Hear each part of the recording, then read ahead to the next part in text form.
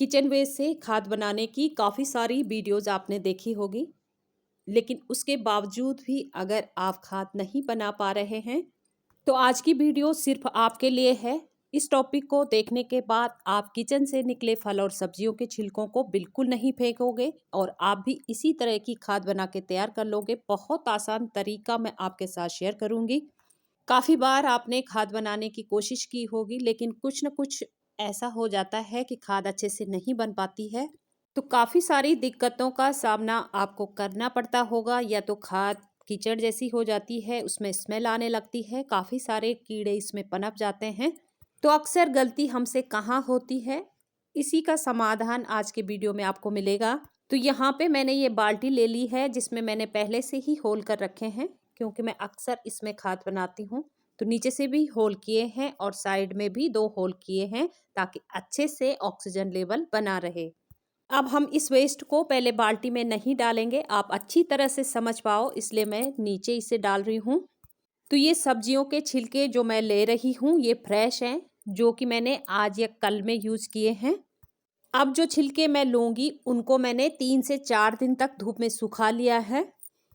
तो ऐसे क्यों करना है, इसका रीज़न भी मैं आपको बताऊँगी। तो कुछ छिलके हमने वो ले लिए जो फ्रेश हैं, जिनमें पानी की मात्रा अधिक है, और कुछ छिलकों को हमने सुखा के 3-4 दिन तक उनका जो पानी है वो कम हो गया है। इसलिए जो भी फल सब्जियों के छिलके आप लें, कुछ तो आप फ्रेश ले लें जो आपने अभी-अभी यूज़ किए हैं, और कुछ आप सुखा के इस तरह से ड्राई कर लीजिए। अब हमने कुछ कार्डबोर्ड के टुकड़े लिए हैं, जो कि मैंने जमा करके छोटे-छोटे पीसेज इनके कर लिए हैं। आप देखते जाइए कौन-कौन सी चीज़ मैं ऐड कर रही हूँ। अब कुछ मैंने ये अंडों की जो ट्रे होती है वो लिए हैं, इसके भी छोटे-छोटे पीसेस मैंने कर लिए हैं। इसी तरह से हमने ये वेस्ट का बैलेंस बनाना है। तो आप देख सकते हैं इस तरह से हम जो प्याज के छिलके हैं उनको भी इनमें ऐड कर लेंगे।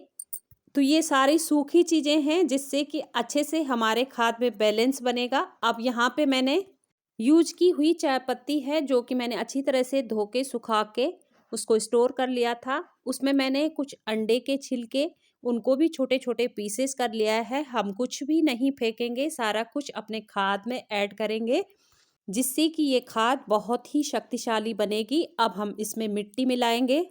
खाद में मिट्टी का होना बहुत ज़रूरी है, क्योंकि मिट्टी में असंख्य सूक्ष्म जीव होते हैं, जो कि हमारी खाद की प्रक्रिया को सुचारू रूप में चलाने में बहुत ही सहायक होते हैं, और हमारे खाद की गुणवत्ता इससे बढ़ती है। इसलिए आप खाद में मिट्टी ज़रूर ऐड करें। अब इस प्रक्रिया को फास्ट करने के लिए हमने यहाँ पे दही को लिया है, जिसको कि मैंने पानी में घोल के ये लिक्विड बना लिया है। अच्छी तरह से आपने मिश्रण के ऊपर डाल देना है। अब मैंने यहाँ पे 50 ग्राम गुड़ लिया है। गुड़ से हमारे खाद में सूक्ष्म जीव उत्पन्न होते हैं और खाद बनने में बहुत ही मदद ये करते हैं।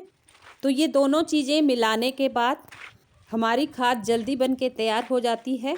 अब इन सारी चीज़ों को आपने अच्छी तरह से मिला लेना है, ताकि ये अच्छे से मिक्सर बन जाए। तो दोस्तों, अब आप समझ गए होंगे कि जितने पार्ट में हमने गीला कचड़ा लिया है, उसके हमने 3 गुना मात्रा में सूखा लेना है, ताकि ये खाद का जो बैलेंस है अच्छी तरह से बना रहे। अगर हम ज़मीन में खाद बनाते हैं तो इन चीज़ों का बैलेंस ऊपर नीचे हो जाता है, तो चल जाता है, लेकिन हम पॉट में ये खाद बना रहे हैं। अब बाल्टी के नीचे आप कुछ सूखी खरपतवार रख लीजिए। तो मैंने यहाँ पे घास का इस्तेमाल किया है, आप सूखी पत्तियाँ भी डाल सकते हैं। उसके बाद आप ये सारा मिश्रण को इसमें डाल दीजिए। तो अभी तो ये बाल्टी ऊपर तक भर जाएगी, लेकिन कुछ दिनों में जैसे जैसे ये डिकम्पोज होगा, तो नीचे को ये कम हो जाएगा और बाल्टी का काफ़ी हिस्सा खाली होगा। तो आप इसमें फिर से भर सकते हैं। आपने क्या करना है, बाल्टी को पूरा फिल करके आपने ऊपर से मिट्टी से कवर कर लेना है, और इस तरह से कवर करने के बाद आप चाहें तो नीचे एक ढक्कन लगा लीजिए, ताकि इसमें से जो लिक्विड निकलता है वो स्टोर हो जाए इसमें। तो देखिए इस तरह से आप ढक के रख लीजिए। अब आपने 10 से 15 दिन बाद किसी टूल की मदद से इसको एक बार अच्छे से मिश्रण को चला देना है, और फिर उसके बाद बाल्टी का ढक्कन लगा के इसको छोड़ दीजिए। मेरे पास तो और भी खाद है, तो मैं क्या करती हूँ, जो बाल्टी में ये खाद आधा बन चुकी है, तो इसको मैं ऊपर से रख लूँगी। इसमें से जो लिक्विड निकलेगा वो इस खाद में जाएगा, और जो खाद बनने का प्रोसेस है वो फास्ट होगा। तो दोस्तों ऐसा नहीं है कि खाद 10 से 15 दिन में बन जाएगी। खाद को बनने में लगभग 4 से 5 महीने लगते हैं। तो आप देख सकते हैं बहुत ही अच्छा रिजल्ट इससे हमें मिलता है। तो मैंने कई बार खाद की वीडियो आपके साथ शेयर की है, लेकिन इस तरह से नहीं की है। और दिन हम लेयर बाय लेयर डालते हैं बाल्टी में, तो काफ़ी सारा कन्फ्यूज़न हमारे फ्रेंड्स को होता है। तो यहाँ पे मैंने बहुत सरल तरीके से आपको बताने की कोशिश की है। तो आप देख सकते हैं बहुत ही अच्छा रिजल्ट हमें मिला है। खाद का अच्छा बैलेंस था तो सारी चीज़ें अच्छे से डिकम्पोज हो जाती हैं। अगर हम ग्रीन पार्ट को ज़्यादा डाल देते हैं और जो ड्राई पार्ट है वो कम हो जाता है, तो इससे हमारी खाद में जो बैलेंस है अच्छे से नहीं बन पाता है और खाद में बदबू आने लगती है और कीड़े पनपने लगते हैं। अब खाद को स्टोर करने के लिए थोड़ी देर हमने धूप में सुखा लिया है। 2 से 3 घंटे तक मैंने इसे छोड़ दिया था। अब हम इसे स्टोर करने के लिए, तो मैं खाद को छानती नहीं हूँ, इसी तरह से स्टोर कर लेती हूँ।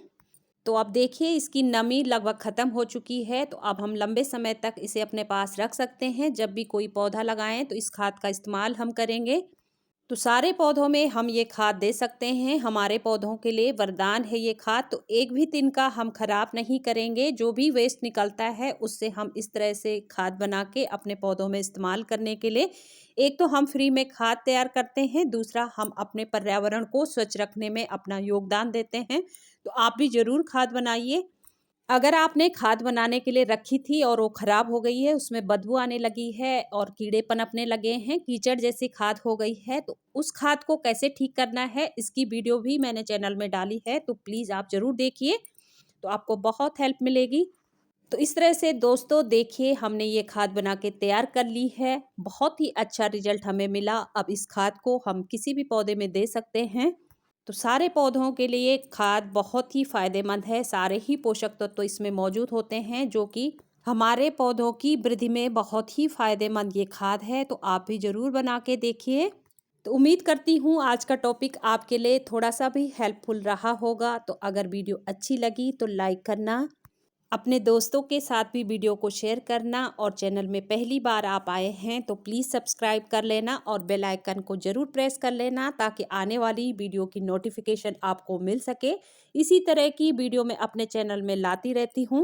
तो कम से कम खर्चे में बागवानी कैसे करनी है, सारे टिप्स आपको मेरे चैनल पे मिलेंगे। तो प्लीज़ आप चैनल को विजिट करना और मेरे साथ जुड़े रहना। आज के लिए इतना ही, मिलते हैं अगले टॉपिक के साथ। तब तक के लिए thank you so much. Happy gardening!